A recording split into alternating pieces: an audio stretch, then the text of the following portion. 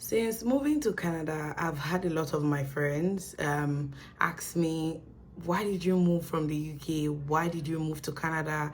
Is there any special reason why you moved to Canada? Is there any reason? Is the UK better than Canada? Is Canada better than the UK? They've just been asking me this question, and honestly, I've always been able to tell them this is why I moved. Not like, UK is a bad place or UK is not a good country, but for my own personal reasons, this is why I've moved to Canada. In this video, I am going to be making a comparison between the UK and Canada. Stay tuned.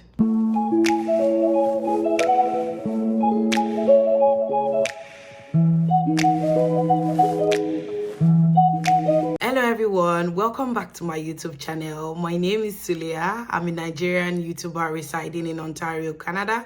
My content or my YouTube page is all about general vlogs, immigration talks, travels, and particularly anything that has to do with relocating to Canada, immigrating to Canada, studying in Canada, basically DIY all things Canada. If my content interests you, please feel free to stick around, subscribe, share my video, and then we can grow together. So from the topic, it's basically just going to be comparison between the UK and Canada. Don't get me wrong, both countries are fantastic. I've had the opportunity to live in the UK for up to 2 years, I would say. I've not lived in the UK for all my life, but I know that from time to time I used to visit the UK. But, visiting is quite different from living in the UK. So, and I'm going to be comparing that to my life in Canada now and basically the benefits of coming to Canada, relocating to Canada, as opposed to staying back in the UK. The first thing I'm going to be talking about when comparing UK to Canada is proximity and diversity. Basically, I'm just going to be picking those two together and then I'm just going to compare the two. So a lot of us want to be very close to our homes. We want to be very close to our family members. Regardless of the fact that we've relocated away from home, we still want to keep that close kids and kin with our family members, which is why some people choose proximity, a place that is closer to their home, than relocating to somewhere that is much more far to their home. So like I said, it takes 6 hours to get to Lagos, Nigeria from the United Kingdom. But with Canada, you would be spending up to 21 hours before you get to Nigeria. If you get a faster flight, definitely you would get there earlier, but then you're still going to be having the stopover here and there before you get home. It's not somewhere that you can just wake up one day and say that, oh, I want to go home. Unlike the United Kingdom, it's very, very close to your hometown. The other thing is, when it comes to holiday as well, the United Kingdom is surrounded by lots of European countries. There are places that you can go on holiday. We have Greece, Spain, the Balearics, the Canary Islands. They are very close to UK. You can decide to plan your vacation and just leave. But with Canada, for me, I think that the closest place that a lot of people get to go to while in Canada is majorly Mexico, Cancun, United States, and things like that. And, those are like the only places that I know that majority of the people that I know, of course, go on holiday. As opposed to the UK, you have lots of options. So I'll say that UK takes 1 point when it comes to proximity. And then diversity, I would say that the United Kingdom is a place where there are people with different ethnic backgrounds, people from all over the world are in the UK. If you go to London, for example, you see various you will see various people from different parts of the world. We have the Chinese, we have the Indians, we have the Nigerians. In fact, there's so many. The community is there. There's the sense of belonging when you talk about the fact that you can easily see your people, you can easily connect with your people. Not to say that we don't have that here in Canada, but when it comes to that, UK takes the cake. In Canada, I would say that every province is so far from each other. Even while you live in Ontario, you find out that a place can be as far as 2 hours, 3 hours to Toronto, which is, you know, it's so hard to communicate with your community. I would say that UK is more accommodating of people from various parts of the world, not like Canada isn't, but I would say that a lot of people tend to move to that side, unlike to this side in Canada. So that's all about diversity. The second thing I'm going to be talking about is the weather. I've had over 10 people ask me that, what do you think about Canada weather? Do you think I can cope? Do you think that is all right? Do you think this? Do you think that? Comparing it to the UK, I would say that we don't really have extreme weather in the UK. Yes, winter can come, but it's not as bad as it is in Canada. You might have, you know, the highest you might see in the UK might be about -3, -2, and it's not even as cold as it is in Canada. Now, moving to Canada, you have deep knee snow. Oh my God. You have minus, you see, it will tell you -2, and then it will say it feels like -33. It's just crazy. In Canada, I would say that the weather is harsh, it is cold, but it is not so bad. It's not something that you cannot deal with, to be honest. If you know that you have an issue with the cold, I would say that you lean towards more into the UK. But if you are the type that, you know, it's as long as you are covering up properly, you are, you know, laying all those clothes as you should, I don't think you should have a problem with the weather in Canada. The only thing that I find really annoying is the fact that sometimes when it snows for days, it's so terrible. You might not even be able to take your child out, or you might not even be able to go out yourself to go to the grocery stores. So I would say that that's, for me, is frustrating, and I would say that UK on this aspect takes the cake. So if you are considering looking at the weather, oh, this place is cold, I can't cope, then I think that you should lean towards the United Kingdom. The third thing I'm going to be talking about is all about immigration, and I would say which includes easy access or easy path to citizenship.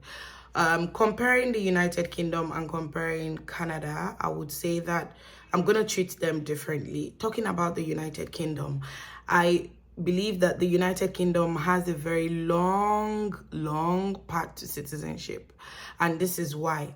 If you are going to the United Kingdom, say that you are relocating to the United Kingdom via the study route, and you intend to take that path to citizenship, you would need to study. After studying, you would need to make sure you get a job.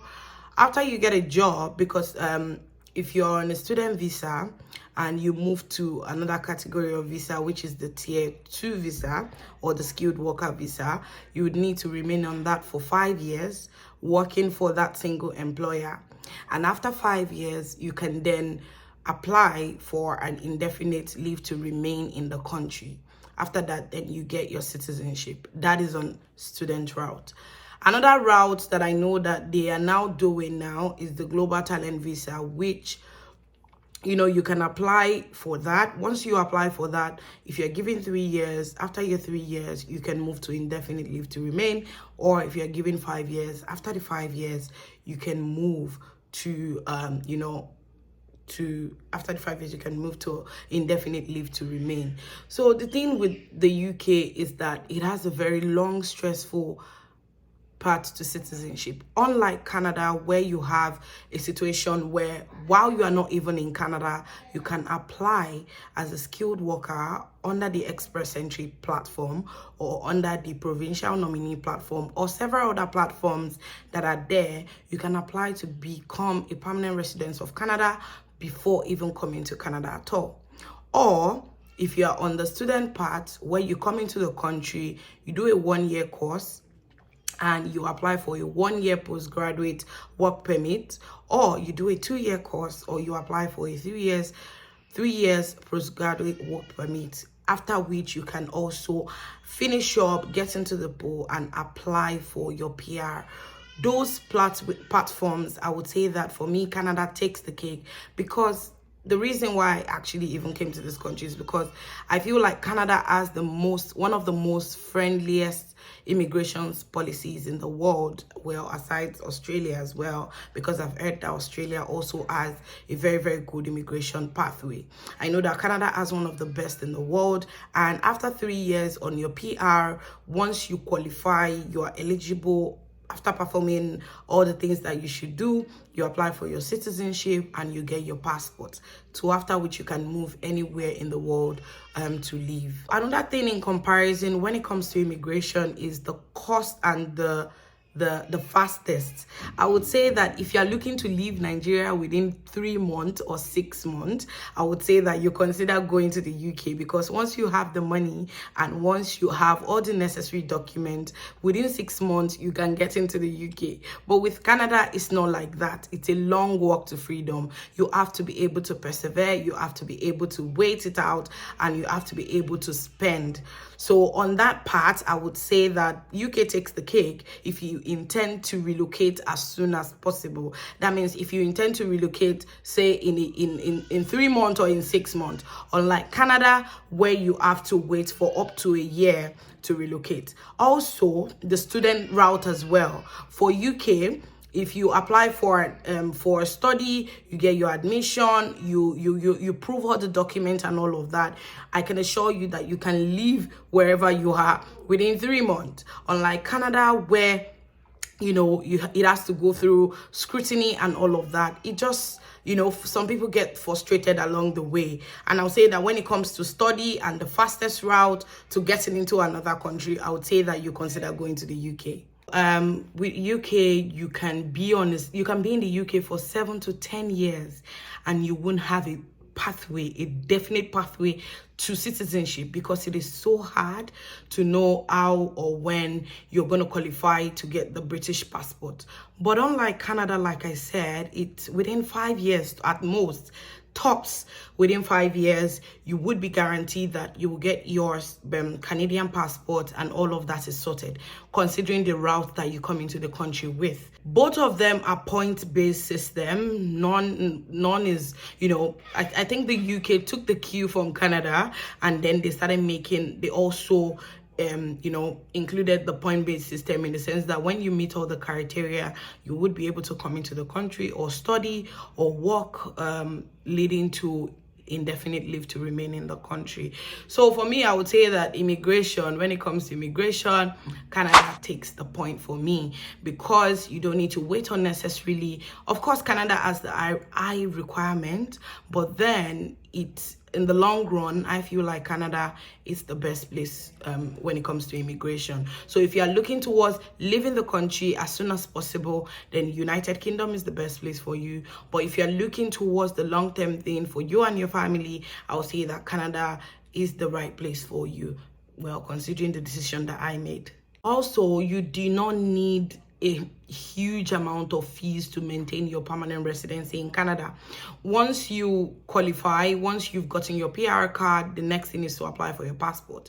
And if you choose not to apply for your passport, you can always renew your permanent residency card. Unlike in the UK, if you're on a study permit, you would need to pay almost £2,000 to get the post-study. After the post-study, if you get a job that's of 5 years or 3 years, and that is not in the healthcare section, you would need to pay the health surcharge, which is expensive as well. So, and you would need to do all of that, which for me, I still think that you're just coughing out lots of money without actually knowing what's going to be the end game for you. So like I said, I'll still take Canada over the United Kingdom.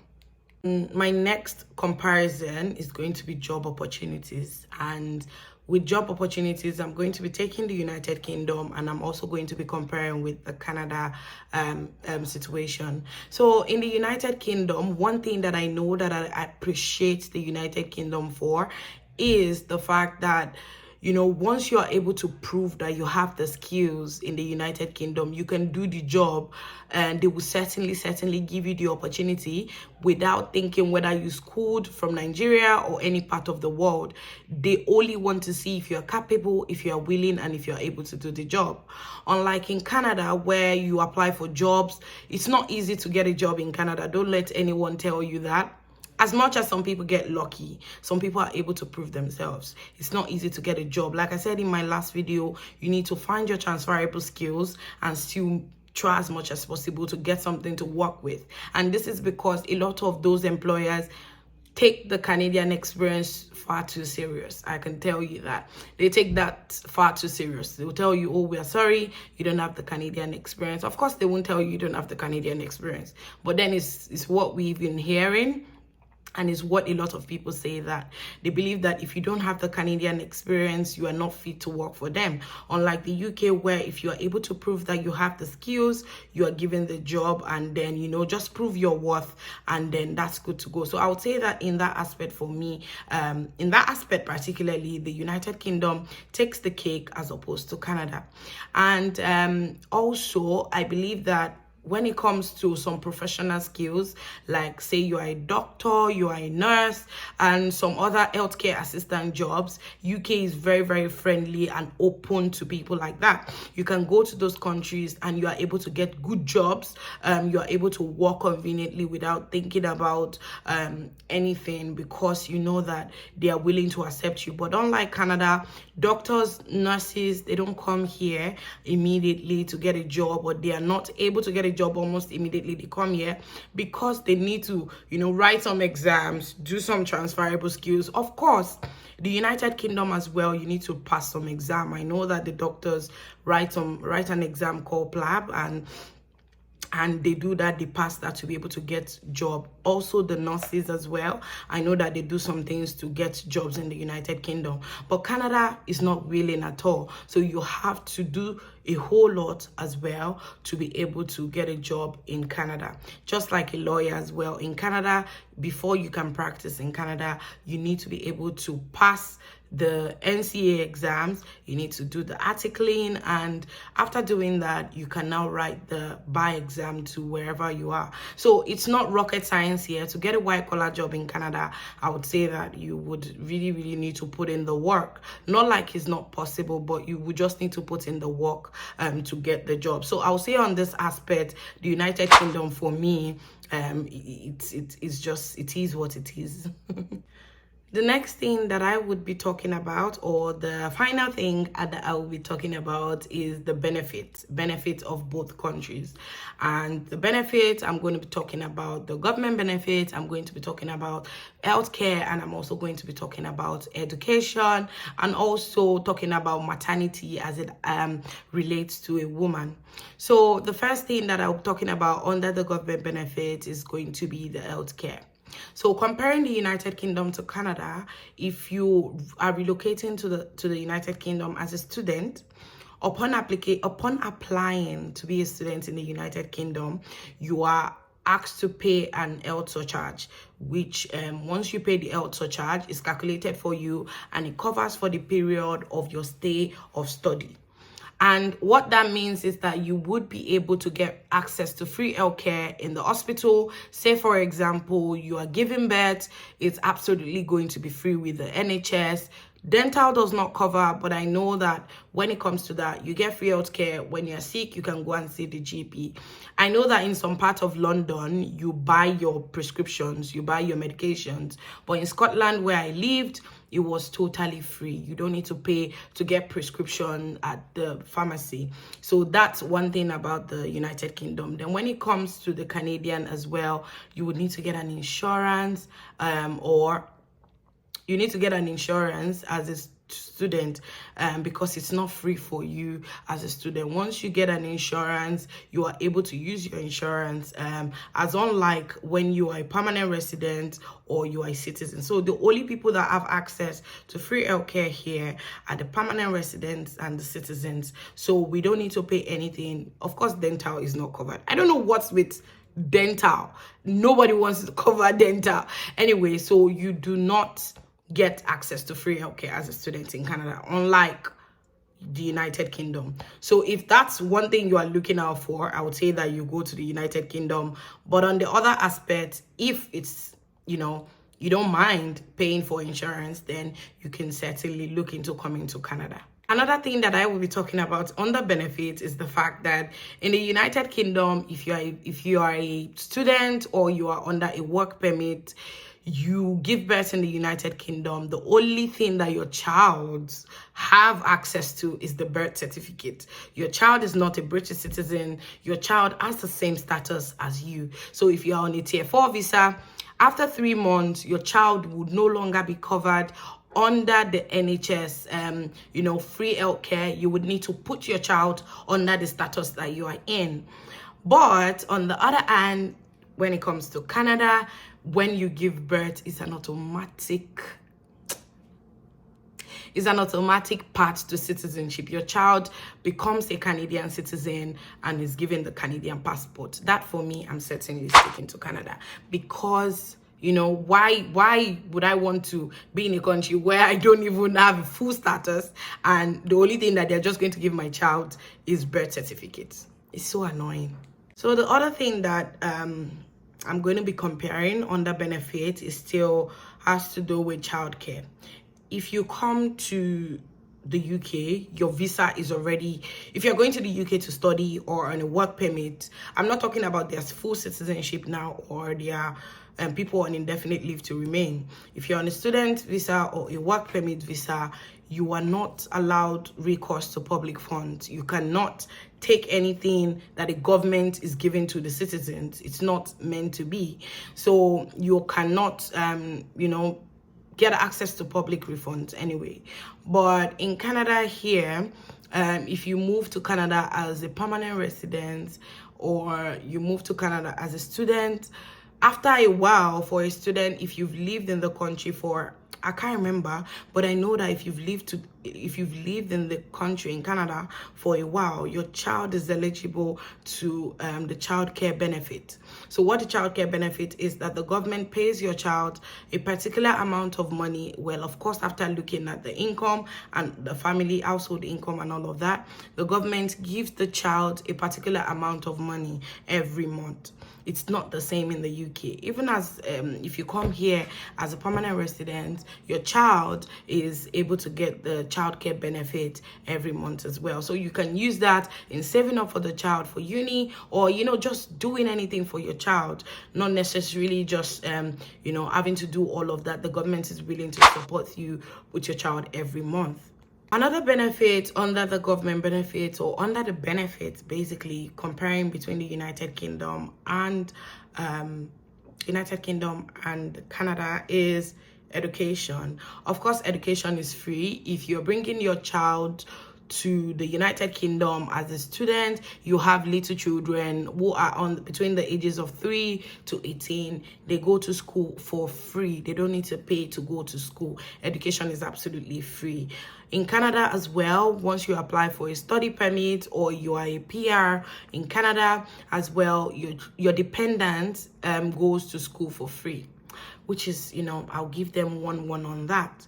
But I feel like the one that takes the cake for me is if you come to Canada as a permanent resident, and the point-based system being in action, you come to Canada as a permanent resident, you live in places like Ontario, for example, where I live, you can go to school and the government will certainly cover that. So you can decide to go to school without thinking of, am I going to pay to go to school? Am I going to pay to go back to school to learn and to get some Canadian school experience? So all of that as well, takes the ice for me. It's just, it beats whatever benefits that I'm going to be getting in the United Kingdom, considering the fact that I'm getting paid to go to school in Canada, and I can just relax and not bother about the fact that I'm owing to pay anybody. The final point I'll be making under the benefit has to do with the maternity pay, comparing Canada to the United Kingdom.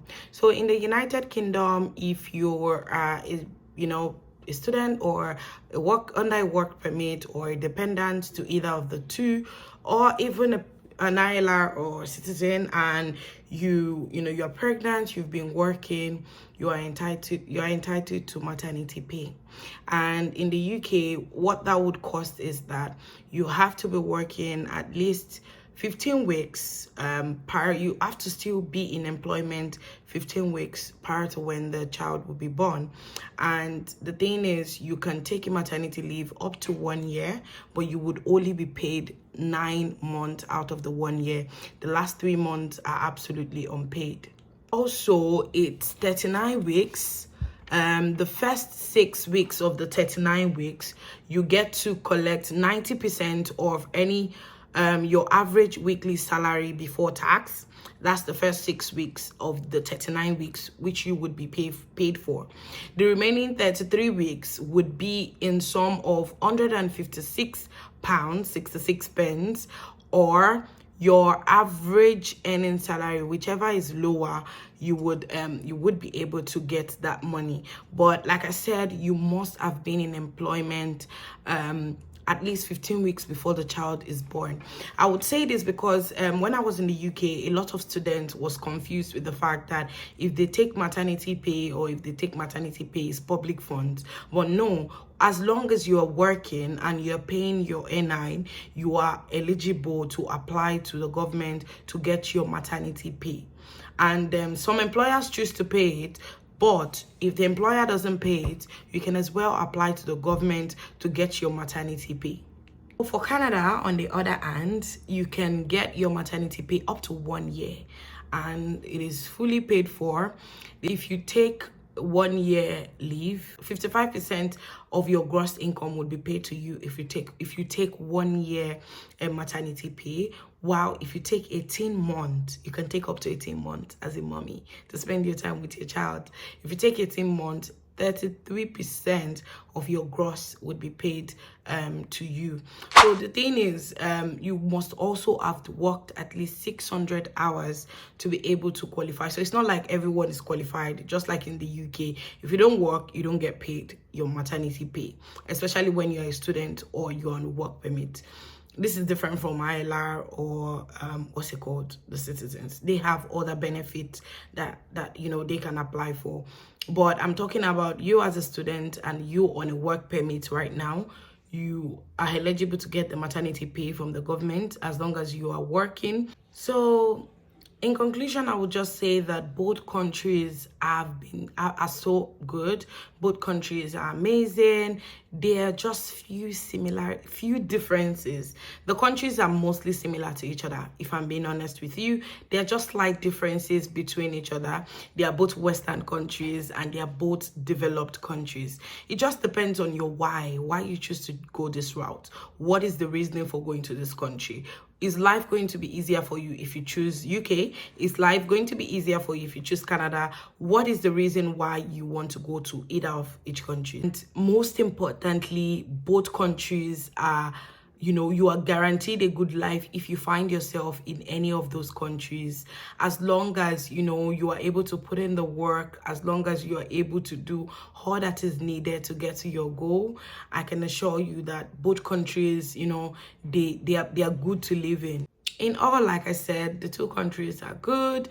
My own reason for relocating to Canada are personal. I have my family here. And also, of course, the ease of converting to citizenship is faster in Canada. The personal reasons that I came to Canada is because coming to Canada, you are 99% sure that even while you're studying, even on a work permit, you are certainly sure of the pathway of how soon you would become a Canadian PR. Then on your journey to citizenship, you are sure that there's nobody telling you that you would not be able to become a PR in Canada. But in the UK, it's a little bit dicey. If you don't get a job after your 2 years of post-study, you are being asked to go back to your home country. No other pathway except you decide to study another course, do a PhD course, and all of that to the 10 years route to citizenship. So that's one of the personal reasons that I personally chose to come to Canada. The other thing, from my own personal opinion, is that I know that schools in Canada are slightly cheaper than schools in the UK.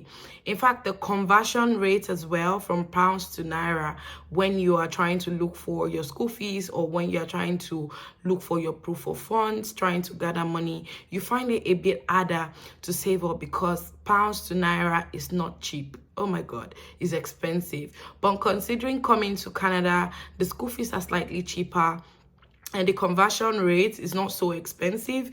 For example, I know that you can still get 565 card to naira as of today in black market. So you can imagine when it's the official rate and when you're trying to pay for your school fees with the Form A. So to me, I lean towards that because I feel like schools in Canada are much cheaper than schools in the UK. Another thing that I would say personally for me, why I chose to come to Canada is the fact that while you are studying in the UK, if you move to the postgraduate route under the postgraduate visa, the 2 years, you cannot sponsor your dependent to join you under that visa. You have to have sponsored your dependent to join you on your main study visa, because when you switch to your post-study visa, you cannot bring your dependent to live with you in Canada. It's not the same in Canada because even when you're on a postgraduate study, you can still bring your dependent to come and live with you in Canada, and they would be entitled to get an open work permit to work anywhere in Canada. The final thing for me, in my opinion now, I'm not even going to be considering the cost of living, transportation. Of course, we know that both cities are Western and they both have their own, pros and the cons. But when it comes to Canada, for me, I would say that if you lose your status in the UK, you are going to go back home. Even if your study visa runs out and you want to switch to, I recently heard that you can switch from a study visa to a work visa within the UK, which is great. But if your study visa expires, you have to go back to your home country to now apply to look for a job. You cannot just convert your visa from one visa route to another, except when you are still very much, there's so many criteria to that, except when you are still very much a student or you are just about to finish your study. You can then convert to a skilled worker within the UK. But with Canada, if you lose your status in Canada, be rest assured that there are so many pathways, so many ways to regain your status to live and remain in Canada. Unlike the UK, it is quite tricky and it is very dicey, and you certainly do not want to be an overstayer in the UK. Also, the fact that lots of schools in UK can just cancel your schooling. They can just cancel your visa. Not your visa. They cancel their sponsorship, and as such, they write a letter to Home Office to tell Home Office that they are no longer your sponsor. In that way, Home Office gives you 3 months to find a way to figure out yourself, or you leave the country. So, and also, even when you are on a work permit, you are working or you are attached to an employer for 5 years or 3 years, the employer also remains the right to terminate your employment, and then you are left to have 3 months to find a way to get another job or to leave the country. All of those things are not encouraging when it comes to the UK. But with Canada, it's slightly different because there's always a pathway to getting the Canadian or PR or to be able to remain in Canada. So guys, thank you so much for listening to my comparison. I know that I must have left out some things, or I must have not touched up on 1 or 2 things.